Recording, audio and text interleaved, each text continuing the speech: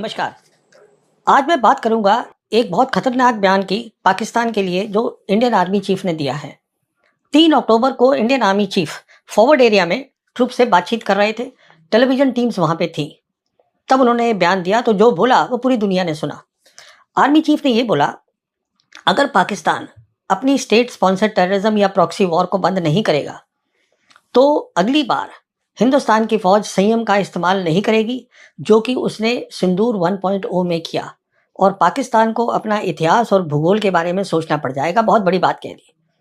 बड़ी बात इसलिए है क्योंकि जब इंडियन आर्मी चीफ ऐसी कोई बात बोल देता है या कोई भी बात बोल देता है, ये मान के चला जाता है कि उनको अपनी सैन्य शक्ति, दुश्मन की सैन्य शक्ति सब कुछ उनको समझ में आती है, तो उनकी बात को बहुत ध्यान से और अहमियत दी जाती है। तो उन्होंने ये बात बोल दी तो मैं सोच में पड़ गया कि क्या कभी किसी आर्मी चीफ ने इस तरीके की बयान दिया है। तो मैं सोच रहा था, पहली बार मैंने आर्मी चीफ को देखा था आमने सामने, वो था 1978 में। आर्मी चीफ थे जनरल ओपी मल्होत्रा, टांगा वैली जो कि अरुणाचल प्रदेश में है। तो वहां पर वो आए थे हमारी डिवीजन में। आर्मी चीफ ने बातचीत करी ट्रुप्स के साथ, उसके बाद ऑफिसर से बात करी। तो वो होता क्या है, जब आर्मी चीफ आते हैं तो दो बातें होती हैं। एक तो हौसला अफजाई होती है और दूसरा ये होता है कि आपके पास क्या कमी पेशी है, कैसे आप लड़ाई को और बेहतर करें, ट्रेनिंग अपनी बेहतर करें, ये बातें होती हैं। कोई टेलीविजन कैमरा नहीं होते। और उसके बाद मैंने बहुत सारे आर्मी चीफ सुने, देखे, मिला हूं। कभी किसी ने इस तरीके का खुलकर टेलीविजन पे ऐसा कोई बयान दिया नहीं। तो इसलिए जरूरी बन जाता है कि चलिए जो आर्मी चीफ ने कहा है इसके बारे में सोचते हैं। क्या कहा है इन्होंने अल्टीमेटम दिया है कि आप प्रॉक्सी वॉर बंद करिए पाकिस्तान को। ये शुरू कब हुई? ये शुरू हुई 1990 में, जब मसला हुआ जम्मू कश्मीर में, वहां पे डिस्टरबेंस हुई। उस समय आर्मी चीफ थे जनरल रॉड्रिक्स। उन्होंने बहुत सारी फौज को हिंदुस्तान की जम्मू कश्मीर में डाल दिया और पाकिस्तान की जो फौज थी वहां से रिएक्शन हुआ। अब यहाँ पे दो बातें बोलना चाहूंगा पहले आगे चलने से। पहली बात तो ये बोलना चाहूंगा कि जब हम बात करते हैं मिलिट्री डिटरेंस की, जिसको हिंदी में बोलते हैं सैन्य निवारण, मतलब ये वो चीज है डेटरेंस, जिससे कि जो आपका दुश्मन, जो आपका एडवर्सरी है, इस केस में पाकिस्तान, उसको लगे कि मैं ये पंगा ना लूं तो अच्छा है, मैं ये प्रॉक्सी वॉर ना करूं तो मेरे लिए बेहतर है, क्योंकि लड़ाई बढ़ सकती है और क्या नतीजा होगा ये कोई जानता नहीं है और मेरा भी काफी नुकसान हो सकता है। तो उसको डेटरेंस बोलते हैं। और डेटरेंस जो है वो दो चीजों से बनता है। एक होता है कि आपकी मिलिट्री ताकत क्या है, सैन्य शक्ति क्या है। वो सैन्य शक्ति नहीं जो आप समझते हैं आपके पास है, बल्कि वो जो आपका एडवर्सरी पाकिस्तान समझता है कि आपके पास ताकत है, इसलिए मुझे पंगा नहीं लेना है। एक तो ये होती है। दूसरी होती है कि पाकिस्तान को लगना चाहिए कि आप में लड़ाई करने का जज्बा है, जिसे हम बोलते हैं विल टू फाइट। और मेरे हिसाब से इन दोनों में जब हम डिटरेंस की बात करते हैं, विल टू फाइट सबसे पहले आता है, उसके बाद आता है मिलिट्री कैपेबिलिटीज। तो एक तो ये बात ध्यान में रखिएगा।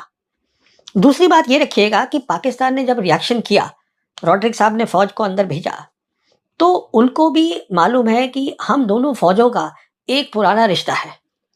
हमने जंगें लड़ी हैं। पहली जंग कश्मीर की हुई थी, जब 1 जनवरी 1949 को मिलिट्री लाइन बनी जिसका नाम था सीज फायर लाइन। उसके बाद 65 की जंग लड़ी गई, 71 की जंग लड़ी गई। 71 की जंग में जो ईस्ट पाकिस्तान था वो बांग्लादेश बन गया, पर जो वेस्ट पाकिस्तान था वहां पे वो मिलिट्री लाइन बरकरार रही। उसका नाम बदल गया, सीज फायर लाइन से उसका नाम हो गया लाइन ऑफ कंट्रोल। कहने का मतलब ये है, किसी भी जंग में हिंदुस्तान की फौज के पास इतनी ताकत नहीं रही कि वो पाकिस्तान की फौज को पूरी तरह जो है हरा दे। वो नहीं रही इतनी ताकत। अगर होती तो वो मिलिट्री लाइन हट जाती। तो शिकस्त पूरी पाकिस्तान की फौज को नहीं दी गई, और ये उनको भी मालूम है, हमको भी मालूम है।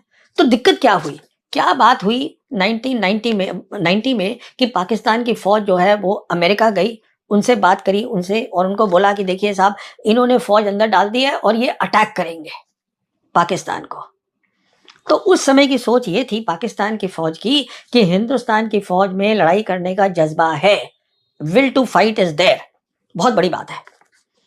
और हमने देखा भी कि 1990s में हमने उसका नमूना दिया विल टू फाइट का, और उन्होंने भी नमूना दिया विल टू फाइट का।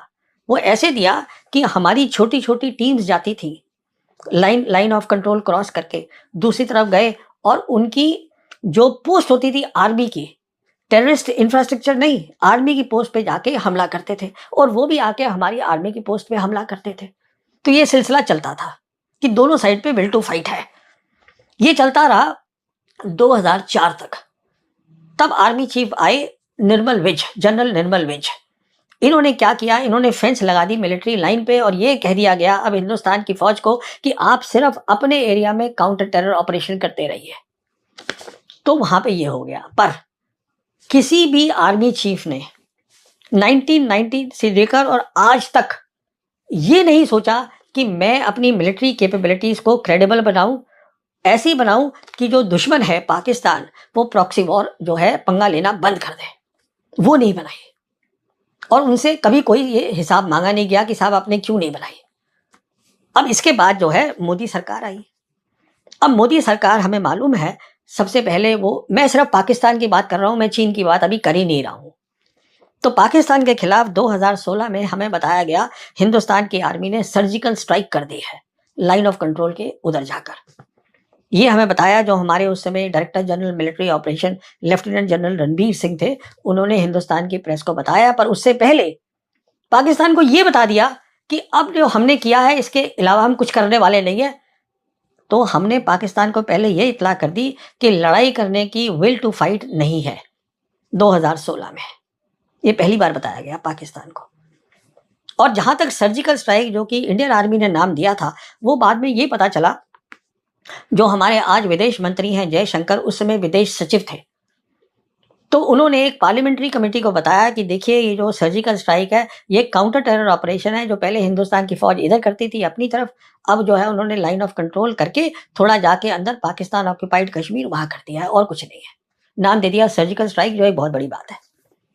तो ये सारी चीजें पाकिस्तान ने देखी, समझी और चीन ने भी समझी। उसके बाद बालाकोट हुआ 2019 के अंदर। अब सवाल ये था कि 1971 के युद्ध के बाद, लड़ाई के बाद एयर पावर का इस्तेमाल नहीं हुआ था। तो पाकिस्तान की साइड तैयार नहीं थी कि अचानक रात को जो इंडियन एयरफोर्स है वो बालाकोट पे स्ट्राइक कर देगी। कहाँ? किसी सैन्य ठिकाने पे नहीं, सैनिक ठिकाने पे नहीं, जो टेररिस्ट के जो उनका इंफ्रास्ट्रक्चर है, जो मदरसा थे बालाकोट में जहां पे, वहां पे अटैक हुआ।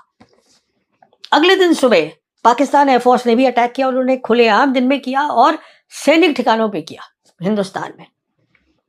जो हिंदुस्तान की एयरफोर्स ने कबूला कि जो पाकिस्तान एयरफोर्स ने किया है वो जंग का ऐलान है, एक्ट ऑफ वॉर, पर हमने कुछ नहीं किया। ये बात फिर पाकिस्तान ने नोट करी, चीन ने नोट करी कि लड़ाई का जज्बा नहीं दिखा दूसरी बार भी। अब आइए सिंदूर पर। सिंदूर जब हुआ तो उसमें भी जो अटैक किया, टोटल जो है बताया गया कि 9 टेररिस्ट इंफ्रास्ट्रक्चर पे अटैक हुआ, टेररिस्ट फिर से, जिसमें 2 के ऊपर एयरफोर्स यूज हुई और 7 के ऊपर इंडियन आर्मी यूज हुई। और आधे घंटे के अंदर अंदर ये करने के बाद हमने पाकिस्तान के डीजीएमओ को ये बता दिया कि हम लड़ाई आगे नहीं करना चाहते, द विल टू फाइट हमने फिर वहां बता दी। उन्होंने कहा जैसे बालाकोट में था कि नहीं ये तो आपने किया है, हमें भी जवाब करना है, तो उन्होंने जवाब दिया। उसके बाद देखिए क्या हुआ, 8 तारीख को अगले दिन एक खबर आई, हमारी जो अपनी एम्बेसी है उन्होंने प्रेस रिलीज दी वॉशिंगटन में कि जो हमारे एनएसए हैं डोवल साहब, उनकी बात मार्को रूबियो से हुई है, उनका काउंटर पार्ट जो है अमेरिका के अंदर, और डोवल साहब ने मार्को रूबियो को पूरा यहाँ का ब्यौरा दिया कि यहाँ क्या हो रहा है। देने की जरूरत क्या थी, पर दिया। अच्छा, उसके बाद अमेरिकन जो थे वो बातचीत करने लगे हिंदुस्तान पाकिस्तान दोनों के साथ कि साहब आप ये रफा दफा करिए, बंद करिए। फिर पता चला कि 10 मई को प्रेसिडेंट ट्रंप का सबसे पहले सोशल मीडिया पर मैसेज आया कि दोनों साइड तैयार हो गए हैं सीज फायर के लिए, परमानेंट सीज फायर के लिए हमारे हस्तक्षेप से। उसने ये बोला कि मैंने करवाया है ये। और उसके फौरन बाद मार्को रूबियो का मैसेज आया सोशल मीडिया पे कि दोनों साइड तैयार हो गए हैं सीज फायर के लिए, और दोनों साइड ये भी तैयार हो गए हैं कि हम किसी न्यूट्रल जगह पे बैठकर कहीं पर कंट्री में जहां भी हम बातचीत करके अपने मसलों को बातचीत करेंगे। उसके बाद फिर हमें पता चला पाकिस्तान की साइड से कि सीज फायर के लिए वो तैयार है। और सबसे आखिर में इंडियन साइड ने ये कहा कि पाकिस्तान के जो डीजीएमओ है उन्होंने दरख्वास्त करी, उन्होंने रिक्वेस्ट करी इंडियन साइड को कि हम सीज फायर चाहते हैं, तो हमने फिर ऐलान किया। सवाल ये उठता है कि अगर ये वाक़ई उनके डीजीएमओ ने किया है जो किया होगा, तो प्रेज़िडेंट ट्रंप को कैसे पता चल गया कि ये सीज़फायर होने वाला है? पर चलिए वो बात नहीं है। बात ये है कि एक बार फिर से ये बताया गया, टेररिस्ट इंफ्रास्ट्रक्चर पे अटैक हुआ, हर बार वहीं हो रहा है, सैन्य शक्ति पे नहीं, पाकिस्तान की। और साथ में जो सबसे मैंने बताया इम्पोर्टेंट बात, विल टू फाइट वो नहीं आ रही, दिखाई जा रही। अब इसको भी एक्सप्लेन कर रहे हैं, ये लेफ्टिनेंट जनरल राजेश पंत हैं, जिन्होंने कई साल नौकरी करी है प्राइम मिनिस्टर के दफ्तर में। वो इसको बोल रहे हैं ये क्यूमुलेटिव डेटरेंस है। इसका मतलब ये है कि आप बार-बार करते रहिए कि आपने सर्जिकल स्ट्राइक करी, बालाकोट करी, तो इससे डेटरेंस जो है, वो दुश्मन जो है, वो डेटर होता जा रहा है। अरे बाबा, ये ऐसे नहीं होता है। हर बार जो चीज़ है, वो बढ़ी है, कम नहीं हुई है। ये आप देखिएगा। और हर बार क्या हुआ है, जो आपकी एयरफ़ोर्स आपने 2 बार इस्तेमाल करी, एयरफ़ोर्स की जो खामियाँ हैं, ऑपरेशनल खामियाँ, वो पाकिस्तान एयरफ़ोर्स को भी समझ में आ गई और प्लाफ को भी, पीएलए एयरफ़ोर्स को भी समझ में आ गई। तो आपका नुकसान हुआ है, फ़ायदा नहीं हुआ है। कोई क्यूमुलेटिव डेटरेंस नहीं हुआ है। अगली बात देखिए। अब आर्मी चीफ ने कहा कि हम संयम का इस्तेमाल नहीं करेंगे अगली बार पाकिस्तान के खिलाफ। पहली बार क्या हुआ था? दुनिया ने देखा। आपकी लड़ाई देखा दुनिया ने, आपने देखा पाकिस्तान के साथ नहीं हुई। पाकिस्तान के साथ चीन खड़ा था। चीन बार-बार बोल चुका है कि हम पाकिस्तान की अखंडता को नहीं टूटने देंगे। तो ये आपकी बात कहना कि वो इतिहास और भूगोल भूल जाएँ, ऐसा कुछ नहीं होने वाला। चीन बहुत बड़ी ताकत है।